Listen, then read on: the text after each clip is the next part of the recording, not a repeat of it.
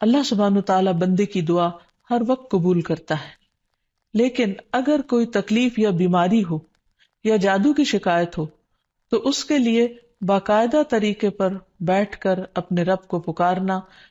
قبولیت کے اوقات میں رب کو پکارنا بہت ضروری ہے، کیونکہ جتنی بڑی مشکل ہوتی ہے اس سے نجات کے لیے اتنی ہی بڑی ایفرٹ بھی لگانی پڑتی ہے۔ اس لیے ضروری ہے کہ اللہ تعالیٰ سے بہت اچھی طرح دعا کی جائے، گڑ گڑا کر، اور اس سے پہلے اللہ تعالیٰ کی حمد و ثنا اور تعریف کے کلمات کہنا نہ بھولیے۔ سبحان اللہ والحمد للہ ولا الہ الا اللہ واللہ اکبر ولا حول ولا قوۃ الا باللہ۔ سبحان اللہ، پاک ہے اللہ، اللہ ہی کی تسبیح ہے، والحمد للہ، اب سب تعریف اللہ کے لیے ہے، ولا الہ الا اللہ، اور نہیں کوئی الہ مگر اللہ، واللہ اکبر، اور اللہ سب سے بڑا ہے، ولا حول ولا قوۃ الا باللہ، اور کسی قسم کی نیکی کرنے کی طاقت اور گناہ سے بچنے کی طاقت نہیں انسان کے پاس مگر اللہ ہی کی مدد سے۔ اسی طرح کسی بھی تکلیف اور کسی بھی بیماری سے نجات صرف اللہ سبحانہ وتعالی کی مدد سے ہی ہو سکتی ہے۔ تو جہاں تک جادو کا تعلق ہے تو اس سلسلے میں یاد رکھیے کہ جادو کے بہرحال اپنے اثرات ہوتے ہیں مگر بإذن اللہ، اور اس سلسلے میں ہمیں یہ بھی یاد رہے کہ جادو کے اثرات نبی صلی اللہ علیہ وسلم پر بھی ہوئے تھے۔ حضرت عائشہ فرماتی ہے کہ نبی صلی اللہ علیہ وسلم پر جادو کیا گیا اور اس کا اثر یہ ہوا تھا کہ آپ خیال فرماتے کہ کوئی کام آپ کر چکے ہیں حالانکہ وہ کام ابھی آپ نے نہ کیا ہوتا، لیکن اس جادو کا کوئی تعلق نبی صلی اللہ علیہ وسلم کے فرائض منصبی سے نہیں تھا، یعنی آپ کے اوپر باقاعدہ وحی آتی تھی، آپ لوگوں کو تعلیم دیتے تھے، آپ کی جتنی بھی ذمہ داریاں ہیں ان کو بہت آسان طریقے سے پورا کر رہے تھے۔ ہاں، بعض اوقات عام روزمرہ کے کاموں میں کچھ خلل واقع ہو جاتا۔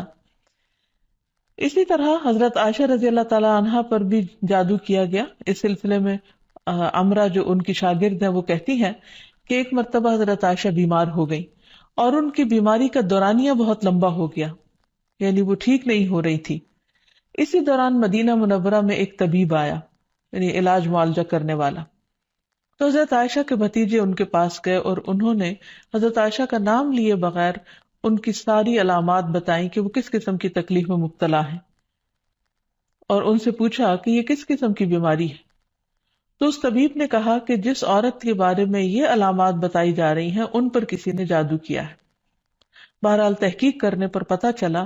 کہ حضرت عائشہ کی ایک باندی تھی جس کے ساتھ انہوں نے یہ وعدہ کیا تھا کہ وہ ان کی وفات کے بعد آزاد ہوں گی، تو اس باندی نے آپ پر جادو کر دیا تاکہ حضرت عائشہ کی وفات جلد ہو جائے اور وہ آزاد ہو سکیں۔ بہرحال اس کے بعد حضرت عائشہ نے اس کو عربوں کے ایک مضبوط قبیلے کے ہاتھوں بیچ دیا اور اس کی قیمت کے بدلے ایک اور غلام کو آزاد کر دیا۔ تو اس واقعے سے بھی پتہ چلتا ہے کہ بہرحال جادو برحق ہے، یعنی جادو ایک اثر رکھتا ہے۔ برحق ہونے کا مطلب یہ نہیں کہ اس کا کرنا درست ہے، ہرگز نہیں، بلکہ جادو تو کفر ہے، جادو تو کبیرہ گناہوں میں سے ایک گناہ ہے، لیکن لوگ بہت سے اور کبیرہ گناہوں کی طرح اس گناہ کا بھی ارتکاب کرتے چلے جاتے ہیں۔ تو اس لیے اس بارے میں معلوم ہونا چاہیے انسان کو کہ یہ کس قسم کی بیماری ہے، کس قسم کی تکلیف ہے، اور اس کے مقاصد کیا ہے اور اس کا علاج کیا ہے۔ سب سے پہلی بات تو یہ ہے کہ جادو عموماً دشمنی یا حسد کی وجہ سے کیا جاتا ہے، یا کسی سے کوئی انتقام لینے کے لیے، کوئی بدلہ لینے کے لیے، اور اس کا مقصد یہ ہوتا ہے کہ دوسرے کو تکلیف میں مبتلا کر دیا جائے۔ یہ بالکل ایسے ہی ہے جیسے لوگوں کو جسمانی طور پر تکلیف میں مبتلا کیا جاتا ہے کہ کسی کو کچھ مارا جائے ہاتھ سے یا کسی ڈنڈے سے تو جسم کو تکلیف ہوتی ہے، اسی طرح روح کو بھی تکلیف پہنچتی ہے، اور روح کی تکلیف کچھ الفاظ کے ذریعے ہوتی ہے۔ جیسے عام روزمرہ زندگی میں بھی جب کوئی ہماری تعریف کرتا ہے تو ہمیں اچھا لگتا ہے، اور جب کوئی ہمیں گالی گلوچ کرتا ہے تو ہمیں اس سے تکلیف پہنچتی ہے، اذیت پہنچتی ہے،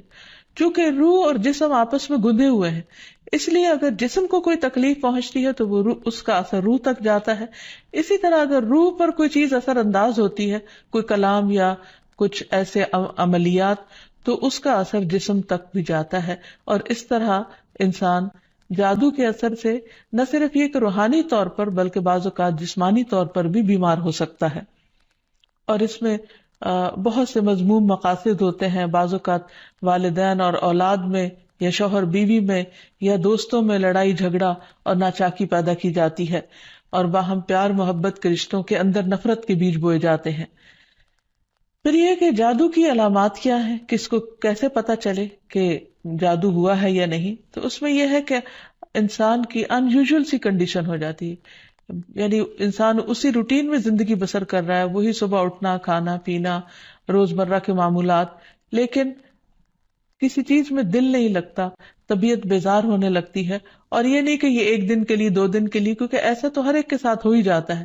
ایک لمبے عرصے کے لیے کیفیات تبدیل ہونے لگتی ہیں، سستی یا گھبراہٹ طاری ہو جاتی ہے، ذہنی انتشار یعنی کسی چیز پر کنسنٹریشن کا نہ رہنا، حد سے زیادہ چڑچڑا پن، بعض اوقات عبادات میں بالکل دل نہ لگنا، اور بغیر کسی ظاہری بیماری کے یا بغیر کسی ظاہری جسمانی بیماری کے انسان کے اندر بیماری کی کیفیت محسوس ہوتے رہنا. بعض اوقات ڈراؤنے خواب آتے ہیں، کبھی خون کے چھینٹے اور کچھ غیر معمولی قسم کی چیزیں گھروں میں دیکھی جاتی ہیں. بعض اوقات خاوند بیوی ایک دوسرے سے نفرت کرنے لگتے ہیں، ان میں جدائی تک ہو جاتی ہے. لیکن اس کا یہ مطلب نہیں کہ ان علامات میں سے کوئی ایک علامت کسی وقت انسان کے اندر پائی جائے تو انسان فوراً شک کرے کہ مجھ پر جادو کر دیا گیا، کیونکہ آج کل یہ وبا بھی بہت عام ہو چکی ہے کہ ہر دوسرا شخص اس وہم میں گرفتار ہے کہ اس پر کسی نے کچھ کر دیا ہے. یہ ضروری نہیں ہوتا کہ ہر وقت ایسی علامات کسی کے کچھ کیے سے ہی ہوں. یہ ویسے بھی انسان ہے، کبھی تھک جاتا ہے، کبھی غذا میں کوئی تبدیلی ہو جاتی ہے، کبھی ویسے بھی انسان کا دل اللہ کے ہاتھ میں ہے، جس طرف چاہے اس کو پھیر دے. تو انسان کی طبیعت میں ایک ملال سا اور ایک سستی، ایک بے چینی سی پائی جاتی ہے. تو ان سب چیزوں کا تعلق ضروری نہیں کہ جادو سے ہی ہو، لیکن اگر جادو ہو تو یہ علامات انسان میں دکھائی دیتی ہیں. اب اگر کسی کے اندر ایسی چیزیں ہیں اور علاج کے باوجود، جسمانی علاج کے باوجود شفا نہیں ہو رہی، تو اس کے لیے ضروری ہے کہ انسان پھر روحانی علاج بھی کرے. روحانی علاج کے لیے ضروری نہیں کہ کسی بابے کے پاس یا کسی مذہبی بزرگ کے پاس ہی انسان جائے. انسان خود بھی اللہ سبحانہ وتعالیٰ کا کلام پڑھ سکتا ہے اور پورے یقین اور ایمان کے ساتھ، اور اس سے انسان کو شفا ہو سکتی ہے، کیونکہ کسی انسان کے ہاتھ میں کوئی طاقت نہیں، اصل طاقت اللہ کے کلام میں ہے، جس کو پورے یقین اور ایمان کے ساتھ پڑھنا چاہیے. بہرحال اس سے پہلے کہ انسان کسی ایسے جادو کا شکار ہو، کچھ حفاظتی تدابیر بتائی گئی ہیں. جیسے جسمانی بیماریوں سے بچنے کے لیے حفاظتی تدابیر بتائی جاتی ہیں، ایسے ہی روحانی بیماریوں سے بچنے کے لیے بھی حفاظتی تدابیر ہیں. اس میں سب سے پہلے تو یہ کہ انسان پاک صاف رہے، طہارت اور وضو کا اہتمام کرے، عبادات کی پابندی کرے، کیونکہ شیاطین ایسے شخص پر اثر انداز نہیں ہو سکتے کہ جو اللہ سبحانہ تعالیٰ کے ساتھ مضبوط تعلق رکھتے ہیں. عبداللہ بیان کرتے ہیں کہ نبی صلی اللہ علیہ وسلم کے سامنے ایک شخص کا ذکر کیا گیا کہ وہ صبح تک پڑا سوتا رہا اور نماز کے لیے بھی نہیں اٹھا. تو آپ نے فرمایا شیطان نے اس کے کان میں پیشاب کر دیا، یعنی اپنی نجاست بھر دی. تو اس سے یہ پتہ چلتا ہے کہ ایسے لوگوں پر جو فرائض سے غفلت برتتے ہیں وہ زیادہ ایسی بیماریوں کا شکار ہوتے ہیں. اسی طرح عبادات کی پابندی بہت ضروری ہے، کیونکہ جب انسان اللہ تعالیٰ کے آگے جھکتا ہے، اللہ تعالیٰ کے ساتھ اس کا تعلق مضبوط ہوتا ہے، تو نہ تو وہ توہمات کا شکار ہوتا ہے اور نہ ہی وہ جادو اور مختلف چیزوں کا شکار ہوتا ہے، یعنی شیطانی اثرات اس پر کم سے کم ہوتے ہیں. اسی لیے نبی صلی اللہ علیہ وسلم کے سامنے جب ذکر کیا گیا کہ ایک شخص صبح تک پڑا سوتا رہا اور نماز کے لیے بھی نہیں اٹھا، تو اس پر آپ نے فرمایا کہ شیطان نے اس کے کان میں پیشاب کر دیا ہے، یعنی اپنی نجاست اس میں ڈال دی ہے. تو جو شخص شیطانی نجاست کے اثر میں ہو، پھر وہ سب سے بڑی بیماری اس کو لاحق ہو جاتی ہے، چاہے اس کو جادو کہیں یا کچھ اور. لیکن حقیقت یہ ہے کہ انسان جب اللہ کا اطاعت گزار بنتا ہے، رب کا فرما بردار بنتا ہے، تو شیطان اس کو اپنے کنٹرول میں نہیں لے سکتا، کیونکہ اللہ تعالیٰ فرماتے ہیں ان عبادی لیس لک علیہم سلطان، میرے بندے تیرا ان پر کوئی زور نہیں چلتا، کوئی زور نہیں چل سکے گا. ایک اور جگہ پر فرمایا الا عبادک المخلصین، مگر تیرے چنے ہوئے بندے.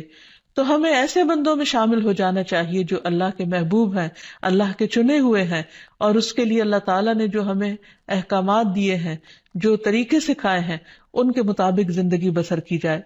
پھر اسی طرح یہ ہے کہ کثرت سے اللہ تعالیٰ کا ذکر کیا جائے، خصوصاً استغفار، کیونکہ بہت سی تکلیفیں انسان کے اپنے ہی گناہوں کی وجہ سے آتی ہیں۔ جیسے آتا ہے ما اصابکم من مصیبت فبما کسبت ایدیکم، جو بھی مصیبت تم کو پہنچی وہ تمہارے اپنے ہاتھوں کی کمائی کی وجہ سے تھی۔ پھر اسی طرح اپنے گھروں کو تصاویر اور مجسموں سے پاک کرنا چاہیے، کیونکہ رسول اللہ صلی اللہ علیہ وسلم نے فرمایا فرشتے اس گھر میں داخل نہیں ہوتے جہاں کتا اور تصویر ہوتا ہے۔ پھر حفاظتی تدابیر میں سے یہ بھی ہے کہ انسان اپنے کھانے پینے کی عادات کو درست کرے، اور اس میں خصوصاً نبی صلی اللہ علیہ وسلم نے صبح کے وقت اجوا کھجور کھانے کا حکم دیا۔ آپ نے فرمایا جو شخص صبح کے وقت 7 کھجوریں کھائے گا یعنی اجوا، اس روز جادو اور زہر سے بچا رہے گا، یعنی اس کے اندر اتنی امیونٹی پیدا ہو جاتی ہے کہ پھر برے اثرات، زہریلے اثرات اس کو نقصان نہیں دے سکتے۔ پھر اسی طرح مختلف مواقع پر مسنون اذکار کا اہتمام کرنا، مثلاً بیت الخلاء جاتے وقت نبی صلی اللہ علیہ وسلم نے سکھایا اللہم انی اعوذ بک من الخبث والخبائث، اے اللہ بے شک میں ناپاک جنوں اور جننیوں سے تیری پناہ چاہتا ہوں، کیونکہ جادو میں بھی عموماً جنات کو استعمال کیا جاتا ہے اور وہ گندی جگہوں پر رہنا پسند کرتے ہیں، اسی لیے جب کوئی بیت الخلاء جائے تو یہ دعا پڑھ لے تو انشاءاللہ اس سے ان کے شر سے محفوظ رہے گا۔ پھر اسی طرح آپ نے فرمایا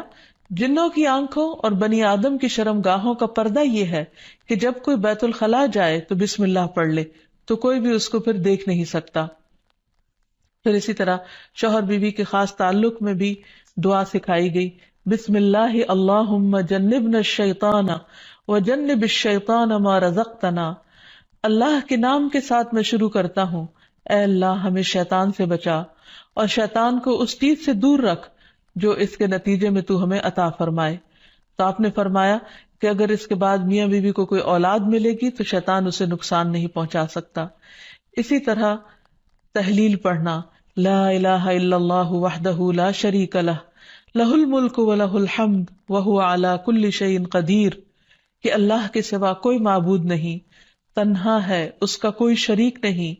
اسی کے لیے بادشاہی ہے اور اسی کے لیے تعریفیں ہیں، اور وہ ہر چیز پر قدرت رکھنے والا ہے۔ دن میں جو شخص 100 دفعہ اس کو پڑھے گا اس کے لیے 10 غلاموں کو آزاد کرنے کا ثواب ہے، 100 نیکیاں لکھی جائیں گی، 100 برائیاں مٹائی جائیں گی، اور خصوصاً اس دن وہ شام تک شیطان کے شر سے محفوظ رہے گا، اور کوئی شخص اس دن اس سے بہتر عمل کرنے والا نہیں سمجھا جائے گا سوائے اس کے جو اس سے زیادہ اس کو پڑھے۔ پھر اسی طرح انسان ہر معاملے میں جہاں بھی انسان کو مشکل ہو اللہ تعالیٰ کی پناہ میں اپنے آپ کو دے۔ تو خلاصہ کلام یہ ہے کہ انسان اپنے آپ کو مختلف طرح کے توہمات سے بھی بچائے، اور ہر چھوٹی بڑی بات کو جادو قرار نہ دے، یا کسی کام کو کرنے کا ارادہ نہ ہو تو یہ سوچے کہ یہ مجھ پر جادو کر دیا گیا ہے اس لیے میں اس کام کو نہیں کر سکتا، تو یہ دراصل شیطانی وسوسے ہوتے ہیں، اس لیے ان سے بچنا بھی ضروری ہے۔ بہرحال اگر ایسے وسوسے ہوں یا حقیقت میں کوئی بیماری ہو تو اس کا علاج بھی بتایا گیا ہے، کیونکہ کوئی بیماری ایسی نہیں کہ جو قابل علاج نہ ہو۔ رسول اللہ صلی اللہ علیہ وسلم نے فرمایا ہر بیماری کے لیے دوا ہے، جب کسی مریض کو صحیح طریقے پر بیماری کی دوا پہنچتی ہے تو وہ اللہ تعالیٰ کے حکم سے درست ہو جاتا ہے۔ اسی طرح جادو بھی ایک بیماری ہے، اور اس بیماری کا علاج بھی قرآن و سنت میں موجود ہے۔ اس کے لیے سب سے پہلے تو یہ پتہ لگانے کی ضرورت ہے کہ کیا واقعی جادو ہے بھی یا نہیں، اور اس میں ہم دیکھتے ہیں کہ نبی صلی اللہ علیہ وسلم کو خواب کے ذریعے دکھایا گیا تھا کہ ان پر جو جادو کیا گیا ہے وہ کہاں پر دبایا گیا ہے، تو آپ نے اس کو نکلوایا تھا۔ لیکن ضروری نہیں کہ ہم میں سے ہر ایک کو یہ پتا چل سکے کہ جادو ہے کہاں، اول تو ہو سکتا ہو ہی نہ، صرف توہم ہی ہو، ایک خیال ہی ہو کسی کا، کیونکہ بعض چیزیں انسان جب بار بار سوچتا ہے تو وہ اس کو حقیقت معلوم ہونے لگتی ہے۔ لیکن اگر انسان کو کوئی ایسا خواب آ جائے تو ٹھیک ہے، اور اگر نہیں بھی آتا تو انسان اللہ سبحانہ و تعالیٰ کا ذکر کرتا رہے اور اس کے ذریعے علاج کرے۔ اس میں خاص طور پر شرعی دم جسے رقیہ شرعیہ کہا جاتا ہے، آج کل مختلف قراء کی آواز میں قرآن مجید کی سلیکٹڈ آیات ریکارڈ کر دی گئی ہیں، مریض اس کو بار بار سنتا رہے تو انشاءاللہ اس کا توڑ ہو جائے گا۔ پھر اسی طرح اللہ تعالیٰ کی کتاب سے علاج، کیونکہ قرآن مجید میں آتا ہے وَنُنَزِّلُ مِنَ الْقُرْآنِ مَا هُوَ شِفَاءٌ وَرَحْمَةٌ لِّلْمُؤْمِنِينَ، اور ہم قرآن کے ذریعے سے وہ چیز نازل کرتے ہیں جو مومنوں کے لیے شفا اور رحمت ہے۔ تو قرآن مجید میں جیسے سب سے پہلے سورۃ الفاتحہ پڑھنا، کیونکہ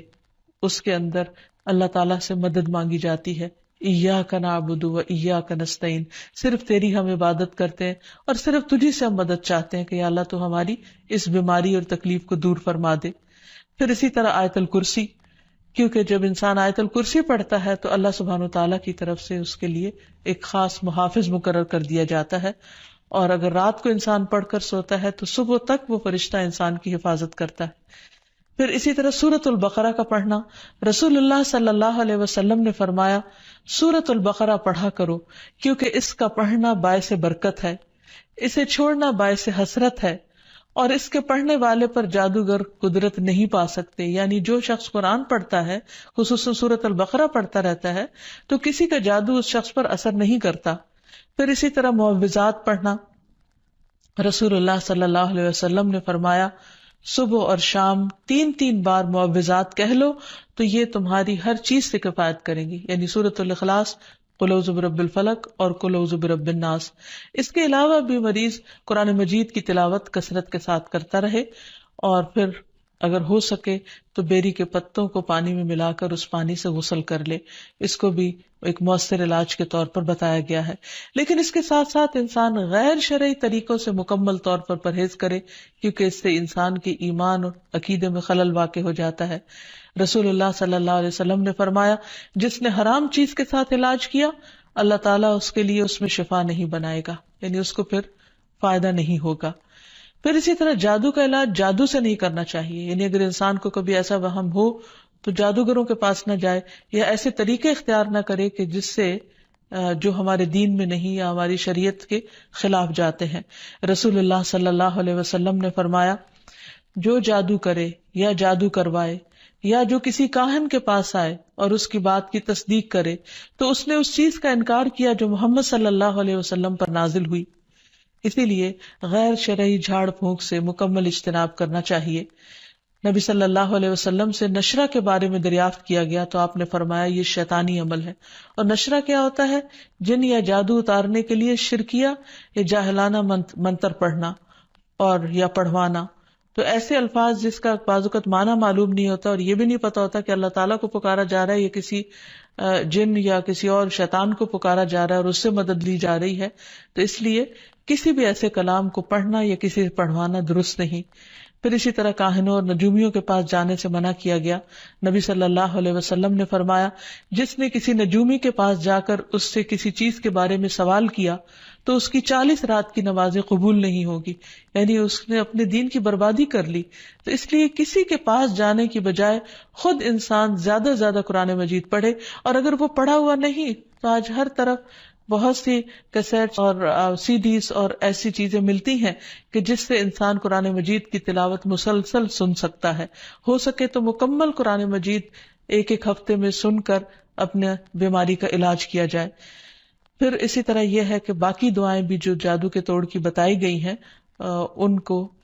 پڑھتے رہنا انسان کو فائدہ دیتا ہے، جس میں خاص طور پر اور آخر میں یہ 2 خاص دعائیں جو نبی صلی اللہ علیہ وسلم نے جنات اور جادو کے شر سے بچنے کے لیے سکھائی ہیں، ان کو بار بار پڑھتا رہے، صبح و شام پڑھتا رہے حتیٰ کہ افاقہ ہو جائے۔ پہلی دعا ہے اعوذ بکلمات اللہ التامات التی لا یجاوزہن بر ولا فاجر من شر ما خلق وذرأ وبرأ ومن شر ما ينزل من السماء ومن شر ما يعرج فيها ومن شر ما ذرأ في الأرض ومن شر ما يخرج منها ومن شر فتن الليل والنهار ومن شر كل طارق إلا طارقا يطرق بخير يا رحمن۔ میں اللہ کے کامل کلمات کے ساتھ پناہ چاہتا ہوں جن سے آگے نہ تو کوئی نیک اور نہ ہی کوئی برا شخص بڑھ سکتا ہے، ہر اس چیز کے شر سے جس کو اس نے بنایا، پیدا کیا اور پھیلایا، اور ہر اس چیز کے شر سے جو آسمان سے اترتی ہے، اور ہر اس چیز کے شر سے جو اس میں چڑھتی ہے، اور ہر اس چیز کے شر سے جسے اس نے زمین میں پیدا کیا، اور اس چیز کے شر سے جو اس سے نکلتا ہے، اور رات اور دن کے فتنوں کے شر سے، اور رات کو آنے والے کے شر سے، سوائے اس کے جو خیر کے ساتھ آئے، اے رحم فرمانے والے۔ تو یہ دعا اور ایک اور دعا جو شدید جنات کے حملے سے بچانے والی دعا ہے، جس کے بارے میں کعب الاحبار کہتے ہیں کہ اگر میں یہ چند کلمات نہ پڑھتا تو یہود مجھے گدھا بنا دیتے۔ لوگوں نے پوچھا وہ کلمات کیا ہیں؟ تو کعب نے کہا اعوذ بوجہ اللہ العظیم الذی لیس شیء اعظم منہ وبکلمات اللہ التامات التی لا یجاوزہن بر ولا فاجر وباسماء اللہ الحسنى كلها ما علمت منها وما لم اعلم من شر ما خلق وبرأ وذرأ۔ میں اللہ کے عظیم چہرے کی پناہ مانگتا ہوں جس سے عظیم کوئی اور چیز نہیں، اور اس کے مکمل کلمات کے ساتھ پناہ چاہتا ہوں جن سے آگے نیک یا بد نہیں بڑھ سکتا، اور اس اللہ کے تمام اسماء حسنہ کے ساتھ پناہ چاہتا ہوں جن کو میں جانتا ہوں اور جن کو میں نہیں جانتا، ہر اس چیز کے شر سے جس کو اس نے بنایا، پیدا کیا اور پھیلایا۔ پھر یہ بھی یاد رہے کہ شیطان انسان پر مختلف طریقے سے حملے کرتا ہے، مثلاً اللہ تعالیٰ کے بارے میں شک پیدا کرنا۔ رسول اللہ صلی اللہ علیہ وسلم نے فرمایا تم میں سے کسی کے پاس شیطان آتا ہے اور تمہارے دل میں پہلے تو یہ سوال پیدا کرتا ہے کہ فلاں چیز کس نے پیدا کی، فلاں چیز کس نے پیدا کی، یہاں تک کہ آخر میں اس بات تک پہنچا دیتا ہے، کہتا ہے کہ خود تمہارے رب کو کس نے پیدا کیا۔ جب کسی شخص کو ایسا وسوسہ ڈالے تو اللہ سے پناہ مانگنی چاہیے اور اس شیطانی خیال کو چھوڑ دینا چاہیے۔ پھر اسی طرح شیطان انسان کو اللہ تعالیٰ کی اطاعت سے روکتا ہے۔ اس نے پہلے ہی دن یہ کہا تھا قال فبما اغویتنی لاقعدن لهم صراطک المستقیم، کہ ابلیس نے کہا کہ تو نے مجھے گمراہی میں مبتلا کیا، نعوذ باللہ، وہ اللہ تعالیٰ کو بلیم کر رہا ہے، تو اب میں بھی تیری سیدھی راہ پر گھات لگا کر بیٹھوں گا۔ پھر انسانوں کے آگے سے، پیچھے سے، دائیں سے، بائیں سے، غرض ہر طرف سے ان کو گھیروں گا، اور تو ان میں سے اکثریت کو شکر گزار نہ پائے گا۔ اور ایک حقیقت ہے کہ بہت کم لوگ ایسے ہیں جو خود کو ملنے والی نعمتوں پر شکر گزار ہوں اور خوش ہوں۔ بہت سے لوگ تو بندوں سے اور اللہ تعالیٰ سے شکوہ ہی کرتے چلے جاتے ہیں اور جو کچھ ملا ہے اس کو نہیں دیکھتے۔ پھر اسی طرح شیطان کے کاموں میں سے کام یہ ہے کہ وہ لوگوں کے دلوں میں فتنے پیدا کرتا ہے، لوگوں کے درمیان جھگڑے اور فساد پیدا کرتا ہے، خصوصاً میاں بیوی کے درمیان۔ اس سلسلے میں حدیث میں آتا ہے کہ شیطان کے لشکر جب لوگوں میں فتنہ ڈالنے جاتے ہیں تو ان میں سے ایک آتا ہے اور کہتا ہے کہ میں نے اس طرح کیا اور اس طرح کیا، تو شیطان کہتا ہے کہ تو نے کوئی بڑا کام نہیں کیا، یعنی اگر عام لوگوں میں جھگڑے فساد کرواتا ہے تو اس کو وہ کوئی کام نہیں گردانتا۔ پھر ان میں سے ایک اور آتا ہے اور کہتا ہے کہ میں نے فلاں آدمی کو اس وقت تک نہیں چھوڑا جب تک اس کے اور اس کے بیوی کے درمیان جدائی نہیں ڈال دی، یعنی لڑائی نہیں کروا دی۔ شیطان اسے اپنے قریب کر کے کہتا ہے کہ ہاں تو نے اچھا کیا، اور پھر اسے وہ اپنے ساتھ چمٹا لیتا ہے۔ اور ایک اور روایت میں آتا ہے کہ پھر وہ اس کے سر پر ایک تاج رکھ دیتا ہے کہ تم نے سب سے بڑا کام کیا، کیونکہ حقیقت یہ ہے کہ اگر شوہر بیوی کے درمیان اختلافات ہوں گے، لڑائی جھگڑے ہوں گے، تو گھر کی چولہے ڈھیلی ہو جائے گی، اور جب گھر کے اندر سکون نہیں رہے گا تو پھر اس سے بہت ساری بے پناہ خرابیاں پھوٹیں گی۔ اس لیے شوہر بیوی کے درمیان باہم محبت کا ہونا ایک بہت بڑی نعمت ہے۔ شقیق کہتے ہیں کہ ایک شخص جس کا نام ابو جریر تھا، وہ ابن مسعود کے پاس آیا اور اس نے کہا میں نے ایک کنواری لڑکی سے شادی کی ہے، لیکن میں خوف زدہ ہوں کہ وہ مجھ سے نفرت کرے گی۔ تو ابن مسعود نے فرمایا کہ الفت اللہ کی طرف سے ہوتی ہے اور بغض شیطان کی طرف سے۔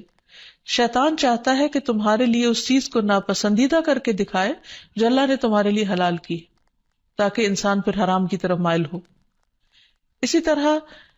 باہم بہن بھائیوں کے درمیان، دوستوں کے درمیان عداوت اور دشمنی پیدا کرتا ہے۔ قرآن مجید میں اللہ تعالیٰ فرماتے انما یرید الشیطان ان یوقع بینکم العداوۃ والبغضاء فی الخمر والمیسر، شیطان تو یہ چاہتا ہے کہ شراب اور جوئے کے ذریعے تمہارے درمیان دشمنی اور بغض ڈال دے، کیونکہ عموماً شراب کی محفلیں بھی دوستوں کے درمیان ہوتی ہیں اور جوئے بھی عموماً دوستی آپس میں کھیل رہے ہوتے ہیں۔ تو ان میں ایک دوسرے کے ساتھ پھر جو زیادتیاں ہوتی ہیں ناسمجھی کی وجہ سے یا شراب کے نشے کی وجہ سے، تو اس میں بعض اوقات مدتوں پرانے تعلقات ختم ہو کر رہ جاتے ہیں.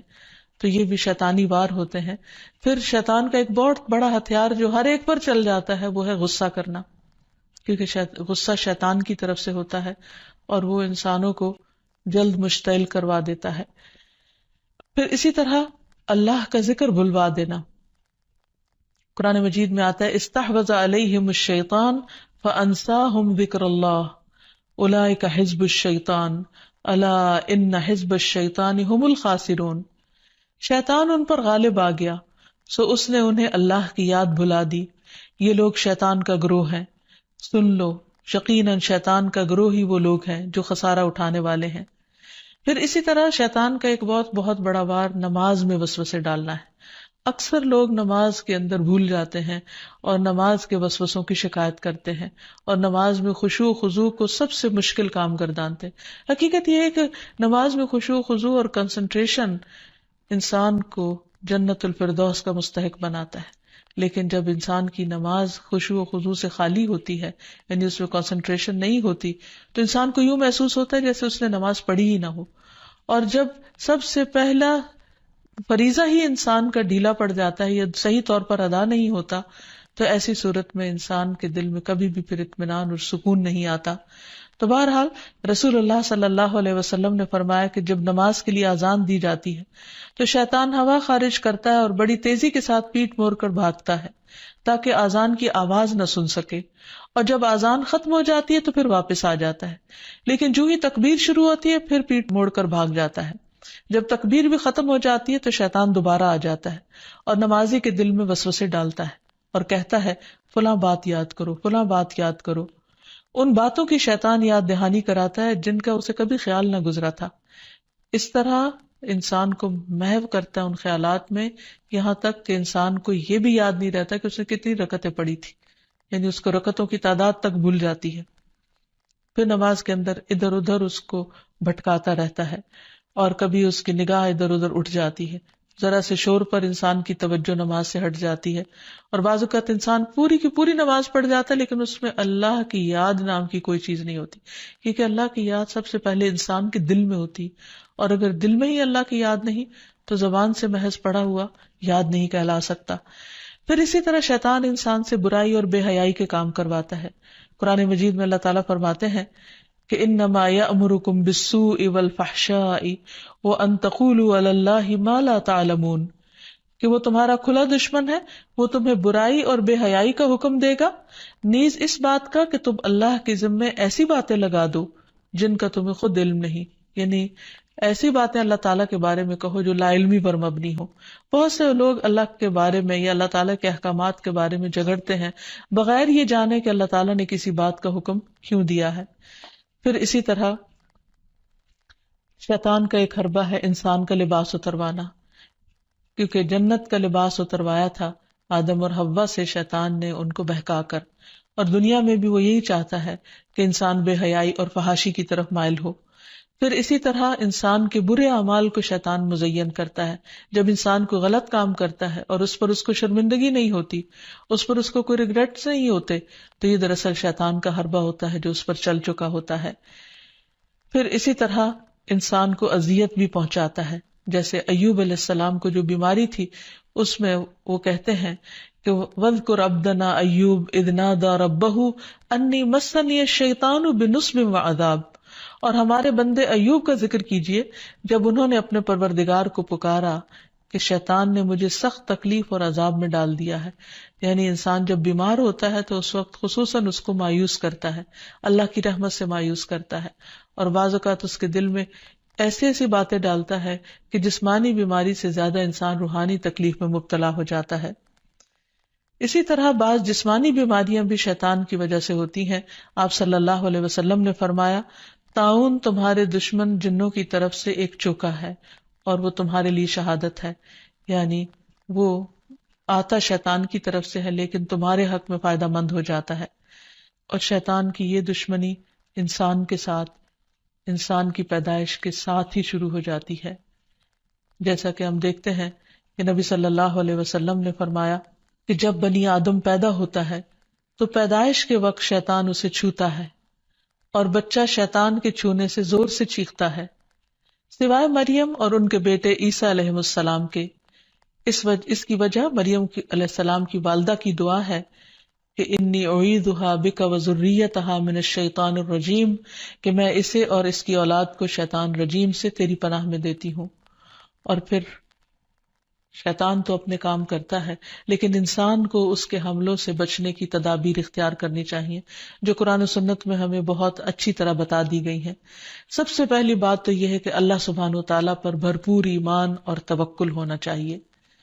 کیونکہ اللہ تعالیٰ کا وعدہ ہے کہ جو لوگ ایمان لائیں گے اور اپنے رب پر توکل کریں گے، شیطان ان کا کچھ بھی نہیں بگاڑ سکے گا۔ انما لیس لہ سلطان علی الذین آمنوا وعلی ربہم یتوکلون۔ پھر اسی طرح اللہ تعالیٰ کے لیے اخلاص برتنا، ہر کام صرف اللہ کے لیے کرنا، اپنے آپ کو شرک سے بچانا۔ تو جو شخص ایسا طریقہ اختیار کرے گا، شیطان کا اس پر بھی زور نہیں چلے گا۔ پھر ہر معاملے میں قرآن و سنت کی پیروی کرنا، پھر دن کا آغاز اور اختتام اللہ کے ذکر سے کرنا، اللہ کی یاد سے کرنا، اللہ کی فرما برداری کے کاموں سے کرنا۔ پھر اسی طرح کثرت سے سجدے کرنا، کیونکہ شیطان نے اللہ تعالیٰ کا حکم نہیں مانا تھا اور سجدے سے انکار کیا تھا، تو رسول اللہ صلی اللہ علیہ وسلم نے فرمایا جب کوئی آدمی سجدہ والی آیت پڑھ کر سجدہ کر لے تو شیطان روتے ہوئے دور ہٹ جاتا ہے اور کہتا ہے افسوس مجھ پر۔ آدمی کو سجدے کا حکم ملا تو اس نے سجدہ کر لیا، اس کے لیے جنت ہے، اور مجھے بھی سجدے کا حکم ملا لیکن میں نے انکار کر دیا اور میرے لیے جہنم ہے۔ تو اس لیے شیطان کی مخالفت اگر انسان کرنا چاہے تو اس کے لیے سجدوں کی کثرت کر دے اور خصوصاً فرض نماز کی پابندی کرے، تو انشاءاللہ شیطان کا زور نہیں چلے گا۔ پھر اسی طرح گھر کو شیطانی چیزوں سے پاک کرنا، پھر فضول خرچی سے بچنا، کیونکہ فضول خرچ شیطان کے بھائی ہوتے ہیں، نگاہوں کی حفاظت کرنا، کیونکہ نبی صلی اللہ علیہ وسلم نے فرمایا کہ وہ ابلیس کے تیروں میں سے ایک تیر ہے۔ پھر اسی طرح اکٹھے رہنا، مسلمانوں کی جماعت کے ساتھ جڑے رہنا۔ رسول اللہ صلی اللہ علیہ وسلم نے فرمایا کہ جماعت پر اللہ کا ہاتھ ہے اور شیطان اس کے ساتھ ہے جو جماعت سے علیحدہ ہو اور وہ اس کو پاؤں مار کر ہانکتا ہے، یعنی جو شخص اچھے لوگوں کے ساتھ ملتا جلتا نہیں، ان کی مجلس میں نہیں بیٹھتا، ایک دوسرے کو وتواصوا بالحق وتواصوا بالصبر نہیں کرتا، وہ پھر شیطان کے وسوسوں اور چالوں کا شکار ہو جاتا ہے۔ اور آخر میں دعائیں، اللہ سبحانہ تعالیٰ نے ہمیں قرآن مجید میں بھی دعائیں سکھائی ہیں اور نبی صلی اللہ علیہ وسلم نے بھی۔ اس میں سے پہلی دعا ہے رب اعوذ بک من ہمزات الشیاطین واعوذ بک رب ان یحضرون، اے میرے رب میں شیطان کی اکساہٹوں سے تیری پناہ مانگتا ہوں اور اس بات سے بھی تیری پناہ مانگتا ہوں کہ وہ میرے پاس آئیں۔ پھر تعوذ پڑھنا، یعنی اعوذ باللہ من الشیطان الرجیم من ہمزہ ونفخہ ونفثہ، میں اللہ کی پناہ چاہتا ہوں شیطان مردود سے کہ مجھ پر کوئی جنون کا اثر ڈالے یا مجھے تکبر پر آمادہ کرے یا شعر و شاعری کی طرف لائے، یعنی جو غلط قسم کی ہے۔ پھر قرآن مجید پڑھنے سے پہلے اعوذ باللہ من الشیطان الرجیم پڑھنا۔ پھر اسی طرح برا خواب دیکھنے پر تعوذ پڑھنا۔ رسول اللہ صلی اللہ علیہ وسلم نے فرمایا نیک خواب اللہ کی طرف سے اور برے خواب شیطان کی طرف سے ہوتے ہیں، پس جو ایسا خواب دیکھے جس میں کوئی ناگوار چیز ہو تو بائیں طرف تھوک دے اور شیطان سے اللہ کی پناہ مانگے، ایسا کرنے سے وہ خواب اس کو کوئی نقصان نہیں دے گا اور کسی کو یہ خواب نہ بتایا جائے۔ پھر اسی طرح صبح و شام کی دعائیں پڑھے جس میں خصوصی طور پر شیطان کے شر اور شرک سے بچنے کی دعا ہے اللہم فاطر السماوات والارض عالم الغیب والشہادہ رب کل شیء وملیکہ اشہد ان لا الہ الا انت اعوذ بک من شر نفسی وشر الشیطان وشرکہ، اے اللہ آسمانوں اور زمین کے پیدا کرنے والے، پوشیدہ اور موجود ہر چیز کے جاننے والے، ہر چیز کے پالنہار اور اس کے مالک، میں گواہی دیتا ہوں کہ تیرے سوا کوئی معبود برحق نہیں، میں تیری ذات کے ذریعے اپنے نفس کے شر سے اور شیطان کے شر سے اور اس کے شرک سے پناہ مانگتا ہوں۔ آپ نے فرمایا جب صبح کرو اور جب شام کرو اور جب اپنے بستر پر آؤ تو اس دعا کو پڑھ لیا کرو۔ اسی طرح سب کام بسم اللہ پڑھ کر کرنا،